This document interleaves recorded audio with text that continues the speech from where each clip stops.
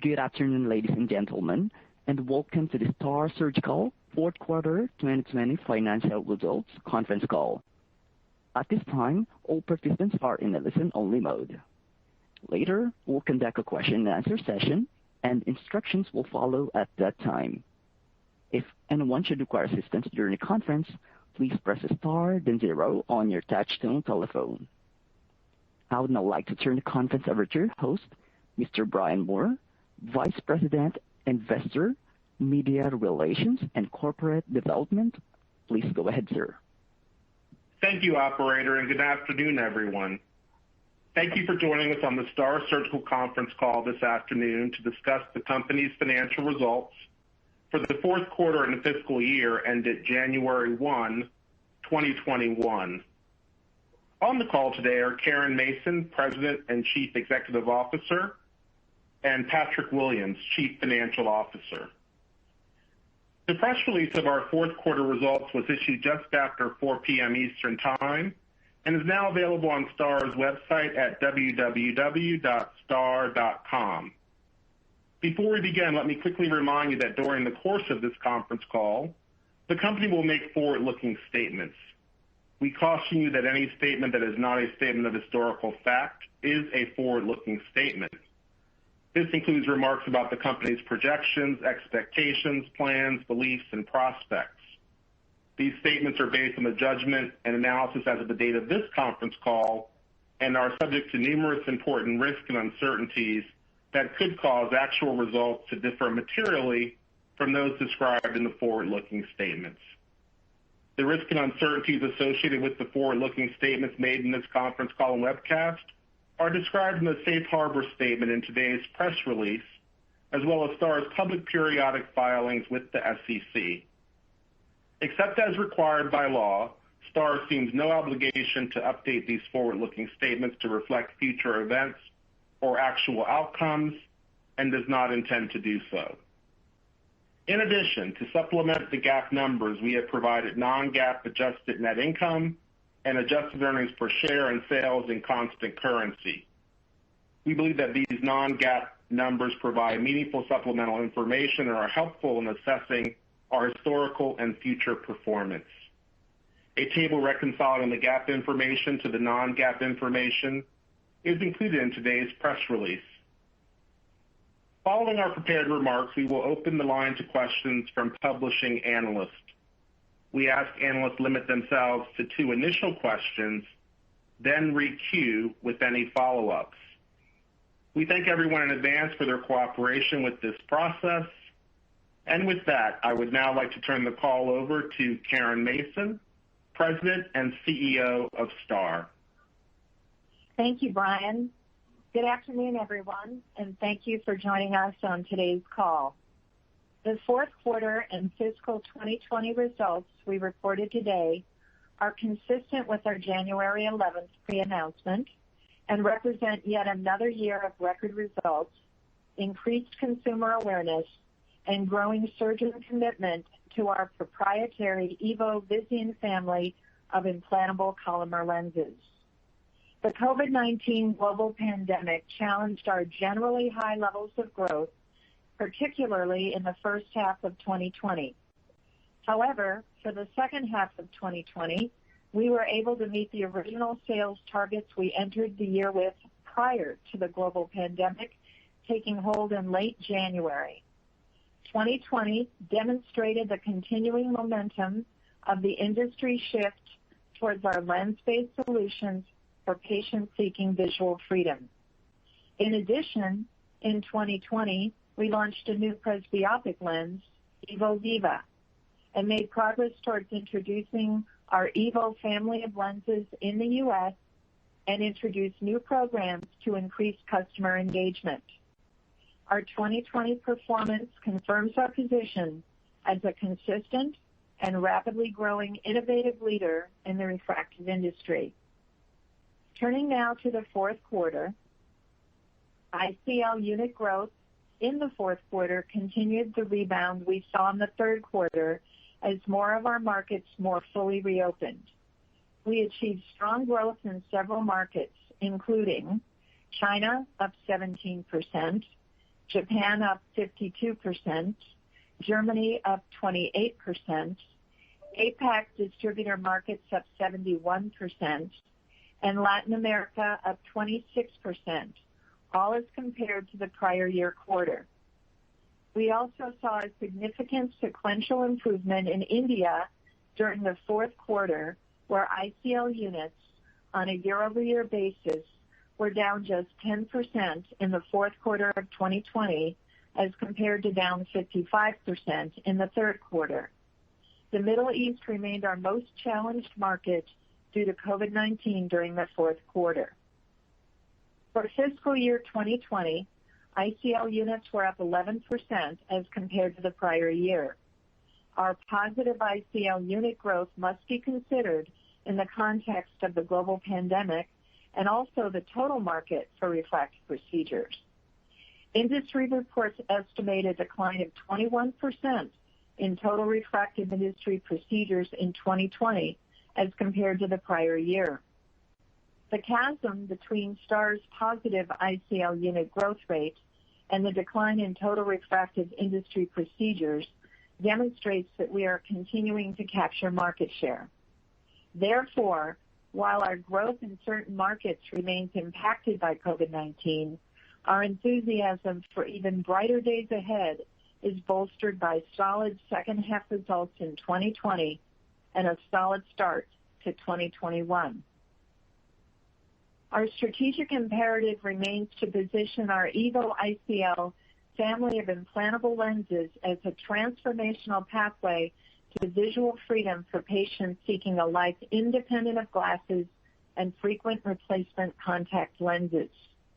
Our strategies support the transformation to a lens-based future for refractive vision correction and should allow STAAR to capture a disproportionate share of the 5.8 million annual refractive procedures that industry market reports project in 2025. Today, and as we look ahead, we are laying the foundation for a STAAR that can grow from selling hundreds of thousands of lenses per year to millions of lenses per year through increasing consumer awareness, surgeon commitment, new product introductions, and appropriate investments to scale the company consistent with our significant growth opportunity. I will briefly touch on each of these areas to illustrate our focus and commitment. First, we have increasing evidence that our multi-channel consumer awareness and marketing activities globally are showing positive results. Where we promote the exceptional desirability of our EVO ICL family of lenses to consumers, we see greater enthusiasm among consumers on social media, more visits by consumers to our doctor finder, and higher ICL unit growth, including in China, Japan, Korea, and Germany, to name a few. EVO Visian ICL patient influencers, from television or music personalities to everyday people, are creating meaningful interactions with their followers on various social media platforms such as TikTok, Little Red Book, and Instagram that result in these followers becoming prospective patients. Our investment in consumer marketing is supported by marketing research that shows 40-point plus upticks in ICL interest in key markets when consumers understand the advantages of our ICL lenses, including removability, no dry eye syndrome, and excellent night vision. This same marketing research shows a 60-point increase in interest among U.S. consumers. Second, we are gaining increasing surgeon commitment with our lenses, which is supported by clinical validation. 2020 is the first year STAAR sold more lower diopter lenses between minus 0.5 and minus 10 than higher diopter lenses between minus 10 and minus 20. Our opportunity with surgeons includes training and certifying more refractive surgeons globally, and also increasing the number of ICL lenses implanted by currently certified surgeons. Increasing lens utilization remains a significant growth opportunity for STAAR as surgeons can move from implanting tens of lenses per year to hundreds or even thousands, as we've seen in certain Asian markets. Turning to a third strategic priority, which is introducing our innovative products to large and new markets globally, we are continuing the controlled rollout of our EVO Viva presbyopia lens in Europe.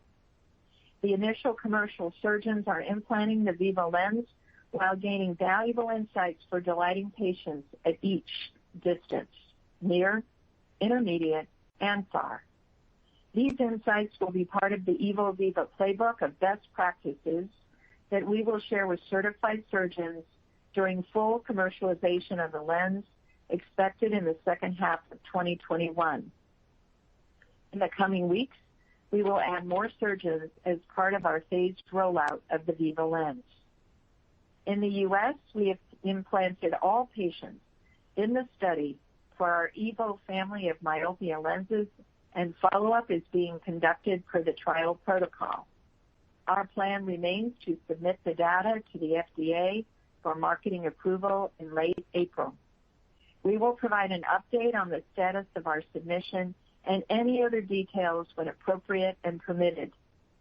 The U.S., as the number 2 market in the world for refractive procedures, has long been a market where we looked forward to introducing our family of EVO lenses. We believe we remain on track, pending FDA approval, to introduce our EVO lenses to the U.S. market in the fourth quarter of this year. Finally, we continue moving forward with scaling the company to meet increasing demand and position Staar to sell millions of lenses in the future. Capital investments include the following: establishment of our EVO manufacturing operations in Nidau, Switzerland, and our advanced presbyopia Viva lens manufacturing facility in Lake Forest, California. Also expanding capacity of our Monrovia manufacturing facility.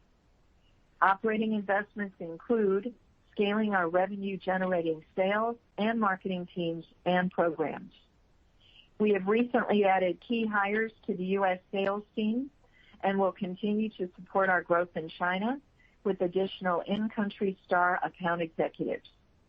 We will also invest in marketing programs in geographies that can demonstrate strong returns by driving higher levels of ICL unit growth. Before turning the call over to Patrick, let me conclude my prepared remarks by welcoming 2 new members to the Staar Board of Directors, Dr. Elizabeth Yu and Dr. Peony Yu, who joined the board as previously announced on January 21st. I would also like to thank retiring board member John Moore for his more than decade of service to Staar. Patrick? Thank you, Karen, and good afternoon, everyone.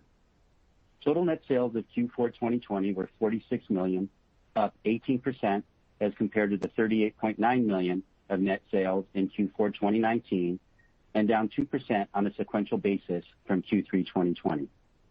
The year-over-year increase in net sales was attributable to the growth Karen highlighted earlier. The sequential decrease in sales was due to the moderate seasonality in our business.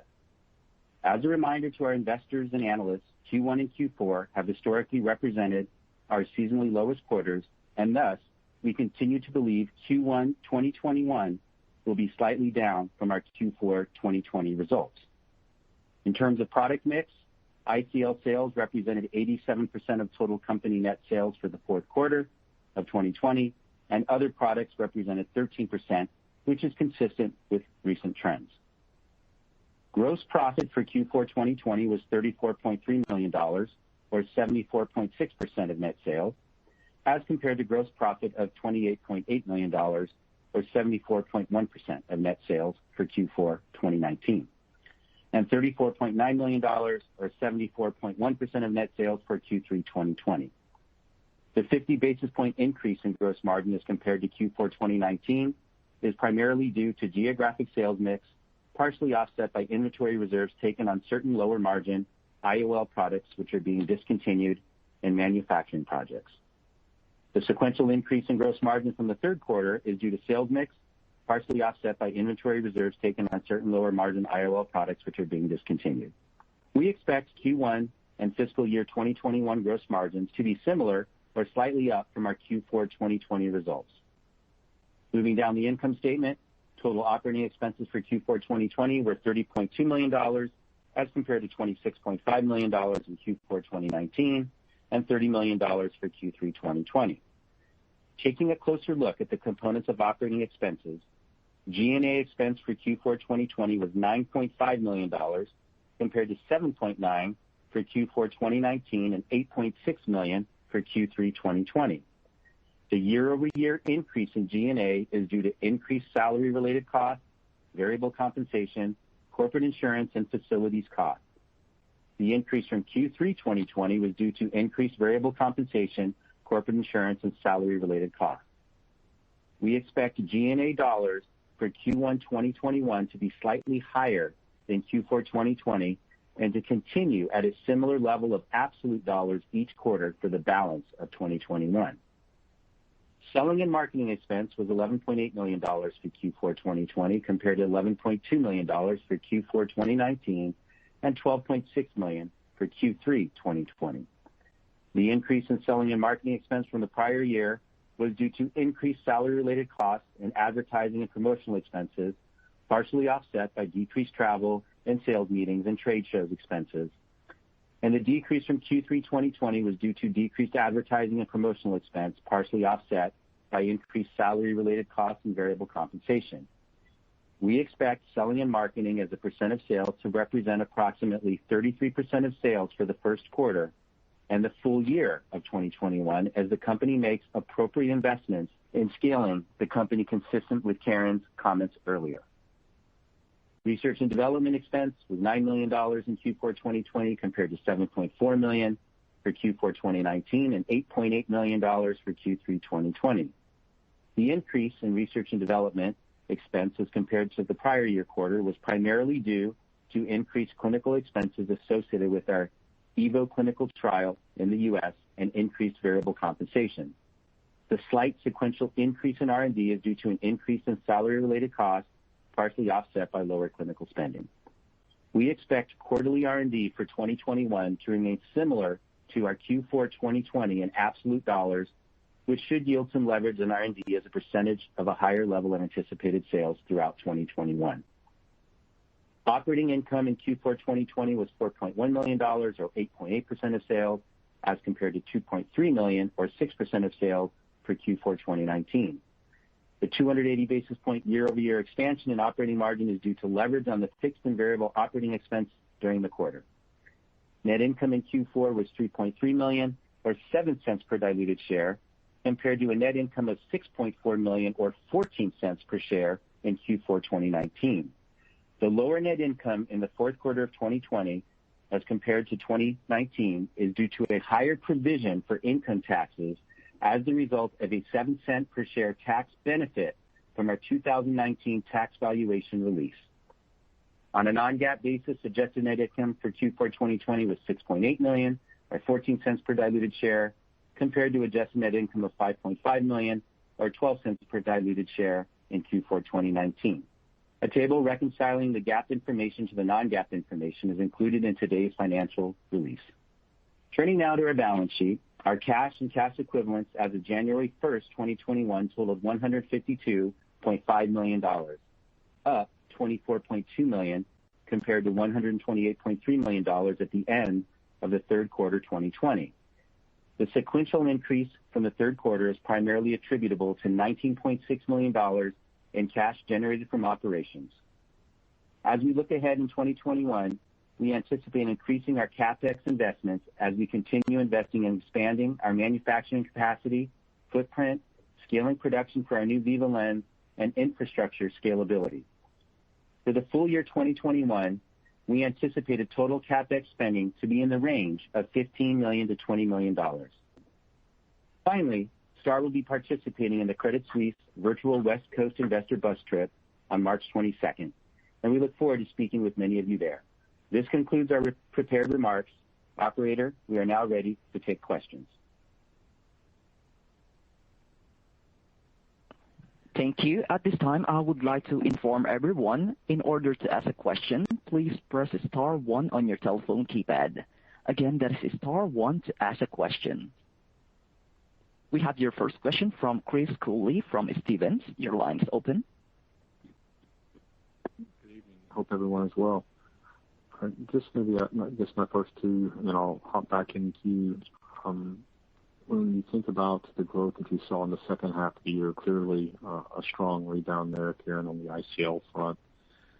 But didn't hear just a reiteration of kind of the long-term targets, and I realize we don't have guidance for 21 formally, but just when you think about unit growth longer term for the ICL, just curious if what you're seeing now is still keeps those long-range plan targets within reach, and then what gives you confidence along that, just off the base business? And I've got a follow-up. Sure. Thank you very much, Chris. We definitely are very confident around momentum in the business, as obviously we're seeing a lot of the great trajectory in the second half of 2020 continue into 2021. So we look at our long-term commitment, 3-year growth rate of 25% and 35% ICL unit growth at the end of 2022. We're very committed to achieving those growth levels. Ideally, as we look at 2021, we think about, obviously, in the first half, very fine growth year over year. We talked a little bit about when we look at sequential growth, we'll retain the seasonality, but when we look at year-over-year growth, especially in the first half, it to be very healthy. And then as we project in the half of the year, we have a number of opportunities, either with Evo Viva Edition and in the fourth quarter with Evo in the U.S., to even add on to what we think will be very healthy growth in 2021. Hey, Chris, maybe I can just add something with our prepared remarks that we said it will give hopefully a very strong signal of our longer-term confidence. And I talked about the CapEx spend, where we are increasing it in 2021 is a really scaling year for us, or a scalability year of about 15 to 20 million, which is about twice of what we did in 2020. So hopefully that's another strong signal by us that we have a lot of confidence in where we think this business can go over the next several years. That's great. I appreciate it. And then just for my second question, Patrick, I really appreciate all the granularity you provided down to the middle of the income statement, and also as it pertains to the gross line. As we think about 2021, it really helps. I'm curious, though, as you make these understandable investments in infrastructure and personnel, getting ready for the launch of Evo in the fourth quarter here in the United States, and obviously the continued ramp up of Viva abroad, and then hopefully here in the U.S. shortly thereafter. When we exit 21, I'm just curious, are we at the spend rate where, or I should say, is the company at the spend rate at that point where you can start to drive leverage, or is that just the initial kind of push and you'll need to further continue that kind of operating spend step up in the year thereafter, as we think about building out the commercial infrastructure here in the U.S., and it sounds like China as well now? Thank you. Sure, it's a good question, and certainly Karen can add on. I think it's a little early for us to give, I would say, some of those longer term projections, since we're starting to we're awaiting the U.S. approval, and we're starting to see the penetration within some of the other markets, including getting our beginnings of Viva right in Europe, and then hopefully as we spread that out throughout the world. So I think what you've seen in the model is that it's a fairly simplified model, leveraged on a fairly nominal, what I would say, revenue scale compared to peer groups or other medical device companies that are in a high growth stage like we are. So I'm very confident in our ability to have expansion. I would expect you will see expansion as we move forward through the years. We've got a nice tailwind related to our gross margins as a relation to geography mix. As a reminder, with the U.S. coming on board, it will be a direct market. It's one of the larger or more premium markets out there from an ASP standpoint. And so we're going to get a nice tailwind over the next several years related to building out that market. And then some of the other direct markets as well, including Viva, which is right now a premium product for us compared to our current Evo lens. So That does not keep me up at night, any sort of operating margin expansion. So we feel very good about the ability to move forward. With all that said, we will hold off and know people are eager to see kind of what does this look like since our last Investor Day. We're looking forward to doing an Investor Day at some point in the not so distant future, and you can expect we'll give some future looks, not only on the sales side, but through some of the leverage in the P&L. We have your next question from Anthony Petrone from Jefferies. Your line's open.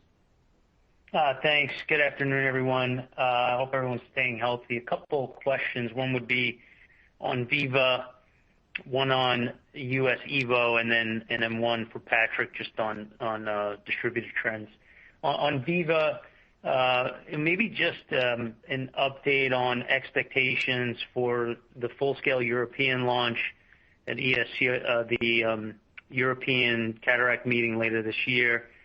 What are the latest thoughts there, just as we continue to navigate COVID? So that would be question one. And more so, what does that full-scale launch look like?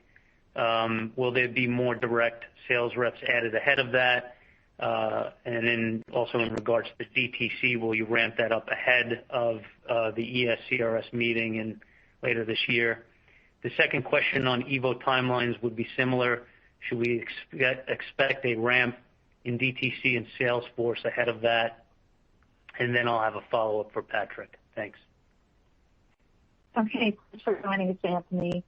When we talk about Viva in Europe, our goal is to continue to add surgeons who are certified and doing very well with myopia lenses throughout Europe over the next 6+ months. And during that time, we continue to add, which we've already begun. We already have initial commentary on what works and what we can advise surgeons to do to well prepare patients for their expected vision, near, intermediate, and distance. We should have that playbook ready to go for all surgeons who are in approved markets, probably by, I would say, September. We were thinking of doing an experts meeting, which we do every year, a few days before ESCRS, having the Viva lens and playbook being the primary discussion points with surgeons on the podium who would be able to share their pearls as well as the patient experience and the direct-to-consumer experience. We're hesitating a bit on the timing, not because we won't be ready, but because we're really not sure yet whether the Amsterdam meeting is going to take place in terms of an in-person meeting rather than virtual. And we would really prefer to roll this out, if we can, either in a combined hybrid virtual in-person meeting or an in-person meeting. There's so much to share.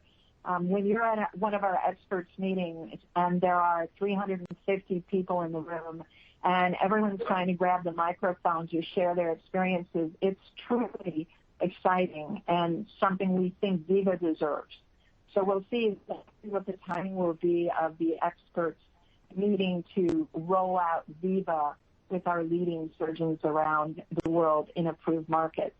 With regard to adding salespeople, we definitely are adding indirect markets, and we have been very, very good at building new hybrid markets such as Benelux, France, and Italy. And we have done a good job of upgrading distributors where necessary. All three, direct, hybrid, and distributors, will be managing the Viva rollout. In terms of Evo in the U.S., we have a full rollout plan that is already in approval phases. We have been hiring people in the U.S. who are really strong in strategic account management. We have a number of exceptional programs that we'll be rolling out that have been very successful in Europe and in China, both from social media, from digital marketing, as well as testimonials and individuals who are very well respected to share their their Evo experience. So the U.S. will be an exceptional market, we believe, for consumer outreach. And in each of the markets in the United States, where we will be rolling out the EVO lens with significant and strong partners who are strategic partners of Staar, who are KOLs, who are in big practices with lots of refractive procedures a year. All of that is being planned to be ready and available for fourth quarter. Thank you so much. If I can, just for Patrick, can you maybe walk us through how distributor destocking or restocking kind of played out exiting 2020 and how those trends will play out in the first half of 2021? Thank you so much. Yeah, so we got quite a few questions about that, and I think what everyone needs to take away is that there's no unusualness to the business from a stocking, destocking, et cetera. What we see at the end of the year is what I would call a normal pattern of the business, where some of the distributors are looking to make sure that their levels are appropriate across the different SKUs, right? And so they're really looking to right set that. And so we saw a little bit of that in some of the larger distributors like we have in China, the single one we have there. But people shouldn't read any more into that. We're normal course of business. We're moving forward. There's a lot of momentum in the business right now. Everyone's ordering direct markets, distributor markets, et cetera. So, everything is really running at a normal pattern. Thank you. Of course. We have your next question from Brian Weinstein from William Blair. Your line's open.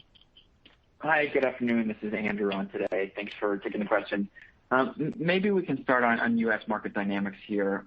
Karen, you've sort of always talked about the core demographic for EVO in Asia as sort of being that bucket of what I call young professionals with a higher level of disposable income. So maybe as we think about the U.S. market here, can you just give us a little bit of an idea of how you view that demographic here for that product? And as a corollary to that, any differences in how we should be thinking about maybe some consumer or macro sensitivity to the product here versus other areas around the globe? Thank you for joining us, Andrew. And answer to your question, yes, we do believe the demographic holds globally. 21 to 35-year-olds, many of whom daily contact lenses and glasses more than they would like, a strong interest in having visual freedom, are able in the workplace through exercise, sports, and outdoor activities just be totally free to do whatever they need to do without any dependence on a visual correction apparatus. So we expect that to continue and to be very strong. We believe that the U.S. consumer is especially interested in lenses that have such great benefits, such as the ability to be upgraded, the fact that there's no dry eye syndrome, the fact that there's exceptional night vision, and also an information that this is quiet in the eye and biocompatible. And so I think with all the tremendous strength, which are picked up so beautifully in social media around the world as really excited and happy recipients of the EVO lenses, love sharing their stories. So we expect it to happen in the U.S. and maybe even be more aggressive in that we have the greatest consumers in the world in the United States. And I think that in terms of going forward, our enthusiasm for being prepared and ready for a consumer world in the United States that becomes aware of EVO, I know that we're there. Great, thank you. That was very helpful. And then I guess maybe a question on cash here. Obviously, what a difference a couple of years makes for you guys, and certainly congrats to the team for all the cash flow generation over the last couple of years. But now I guess with over $150 million sort of on the balance sheet, and recognizing, Patrick, you gave a lot of good color on the internal investments here, we did notice that shelf that you have. So maybe, I guess, bringing it out bigger picture here, can you talk maybe some longer term strategic functions that you might be investing in behind what you've outlined today, or even maybe some thoughts on M&A that might make you want to tap into that shelf? Thanks for the question. Yeah, no, great question, and I actually guess kind of glad you brought it up. People should not be reading into the shelf other than that's just good corporate governance. Public companies should have a shelf that's registered and current at all times. So that would be my response related to the shelf. In terms of capital deployment, et cetera, in my short time here, and you can look back, the company has done just an incredible job of generating nice cash flow. Once again, what I consider to be off of a smaller revenue base compared to other high growth companies. And so, I think that's an attestament to the discipline that we have in making good investments, as well as the simplicity and beauty of the model that we have and our ability to penetrate. We'll continue to make investments primarily in the sales and marketing side, as we talked about, to drive market share, but we will continue to believe that we can generate the cash. So at this point, we've got a healthy balance sheet, no debt to speak of, and we're in a good space to grow our business organically. And I think from that standpoint, that'll be our answer, unless something else pops up. But, we've got early innings in terms of where we're at in the Evo business. And so, we're very excited and have the capital means to support that. We have your next question from Bruce Jackson from The Benchmark Company. Your line's open. Hi, good afternoon. Thank you for taking my question. I'd like to go back to a comment you made during your prepared remarks about the product mix now being tilted more towards the low diopter lenses. And I was wondering if you got there with any actions in price or promotion, and what other further actions you might take to get more of a low diopter mix, because you're coming up against the LASIK procedures where price might become a factor. I'd like to get your thoughts just generally on that. Sure. Thank you, Bruce, for joining us. In terms of what we have done over the past few years to encourage the lower diopter ranges for a refractive patient, first of all, on the pricing front, for spheric lenses only, did have lesser cost associated with those lenses for the surgeon with their choice as to whether or not they wanted to pass that advantage on to a patient to further encourage them to go with lens rather than a LASIK procedure.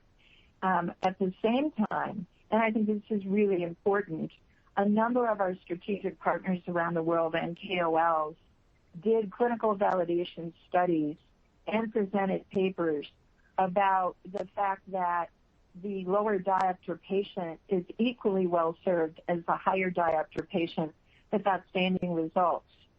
And then we also made sure that in the societies in major countries, which we talked about before, such as Japan and Germany, the standard of care has really then reflected these changes in practice patterns for lens-based practices by moving approval levels from maybe a -8 or -9 down to -3, and in certain instances down to a -0.5.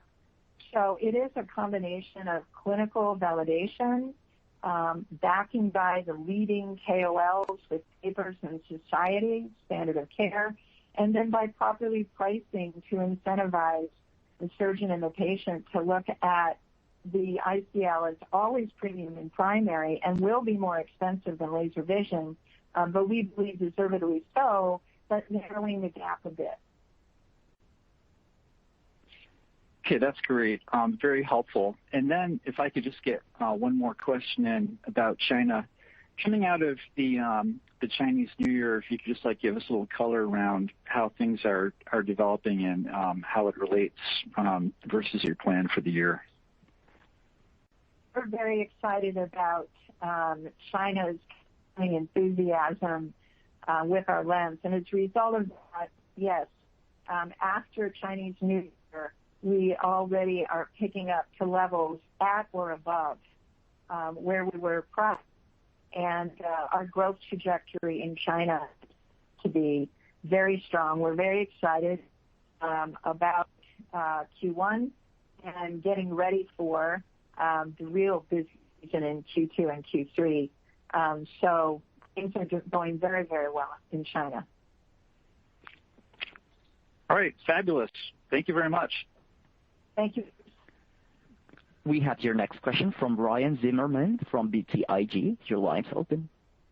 Yeah, thanks for taking the questions. Appreciate it. Just made a follow-up around some of the pricing trends. It was up about a little over 5%, I think, and just some of the best we've seen in a while. And Patrick, maybe if you want to chime in, just kind of how to think about pricing into 21, and what was the result that in the quarter here? Was it a function of geography, of lens type, maybe more torics? Help us understand that, and maybe how you think that plays out, particularly in 21 with all of the new products that you are potentially introducing really in the later part of the year. Yeah, sure. Go ahead, Karen. Sorry. I'll take it. Yep. So where we really are is that toric is becoming a bigger part of mix in almost every market. There's just tremendous enthusiasm in bringing patients who have traditionally and to this day not had very good options with any if they needed a toric lens. And so we're getting a lot of demand, even more than usual in Asia as percentage. In some cases, we're moving beyond 47 to 50% or above 6% for toric. That obviously benefits us in terms of ASP.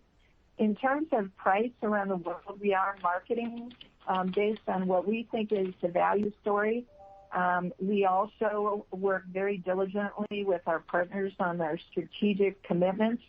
And so we ask our partners to grow their businesses in excess of 20 or 30% on average in terms of what they are going to commit to in return for a lot of what we provide.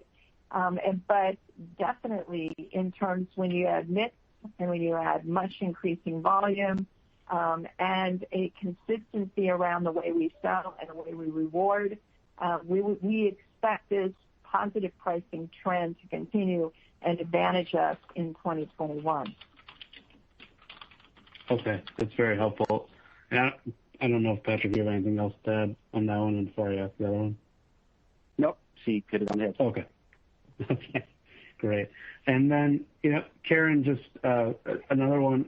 With the EVO launch, over the course, really in the back half of 21 in the U.S., given the number of physicians that are currently implanting Visian, how do you expect adoption to play out with EVO in the U.S.? Should this mimic kind of how Viva is going right now, or do you expect all those physicians that are in the U.S. to adopt EVO, let's call it day one? Just trying to get a sense for, how quickly kind of out the gate you could have sales on that lens in the U.S. So, different story with movement from Visian ICL without the central port to EVO Visian ICL versus Viva. Myopia and distance-only correction is straightforward. And so what we expect is that right out of the gates, there will be a number of surgeons who've either participated in the clinical trial, are already KOLs, we're already signing strategic partners, who have very successfully joined us in refractive restart over the last several months. We have surgeons who are committing to almost fully lens-based, and others who expect that their percentage of laser vision correction versus ICL procedures will flip. So if they were 70 before laser vision, it'll be 70-30 EVO. So expect a much faster adoption, a much stronger prospect at the gate with on purpose, because it is a multi-refractive correction procedure. It just, from every possible vantage, we have a great lens like ours. We want to make this as simple as possible. Very few surgeons have done refractive presbyopia. So this is a whole new game to be able to do this wonderful lens with, without doing an inlay or a clip on the cornea. So we are taking our time to have an extraordinary experience like all surgeons can handle EVO. So bottom line is stay tuned. With an FDA approval in the U.S., we expect to have a great launch. I'm showing no further questions at this time. I would now like to turn it back to Ms. Karen Mason, President and CEO, for any closing remarks. Thank you, operator. And thanks everyone for your participation on our call today. We look forward to speaking with many of you in the days and weeks ahead. We appreciate your interest and investment in Staar Surgical. Please take good care and all the best to all of you. Ladies and gentlemen, this concludes today's conference call. Thank you for your participation. You may now disconnect.